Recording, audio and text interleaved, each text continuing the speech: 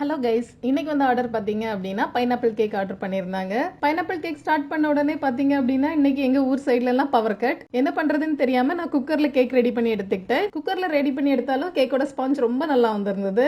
எப்பவும் போல கேக்கோட first layer வச்சு சுகர் சிரப் வச்சு நல்லா நனைத்த பிறகு இதுல விப்டு கிரீம் வச்சு நல்லா லெவல் பண்ணி விட்டுட்டேன். அதுக்கப்புறமா இதுல பைனாப்பிள் கிரஷ் வச்சு அதையும் நல்லா லெவல் பண்ண பிறகு இதுல அடுத்த லேயர் கேக் வச்சுட்டு சுகர் சிரப் வச்சு நல்லா நனைச்சு எடுத்துக்கிட்டேன்.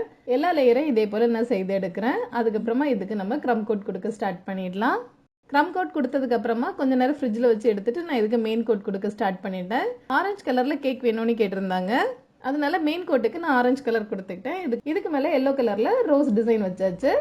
நாங்கள் ஆன்லைன் ஆஃப்லைன் கிளாஸஸும் ஆஃபர் பண்ணுறோம். இதை பற்றின டீட்டெயில் வேணும் அப்படின்னா மேலே உள்ள நம்பருக்கு வாட்ஸ்அப் பண்ணுங்க. அதே போல் கன்னியாகுமரி டிஸ்ட்ரிக்ட்ல கேக் ப்ரௌனிஸ் எல்லாமே டெலிவரி பண்ணுறோம். கடைசியாக கேக் மேலே கொஞ்சமாக ஸ்ப்ரிங்கிள்ஸ் போட்டு எடுத்துக்கிட்டேன். கேக்கோட ஃபைனல் ஃபினிஷிங் இப்படி தான் இருந்தது. எப்படி இருக்குதுன்னு நீங்களும் கமெண்ட் பண்ணுங்கள்.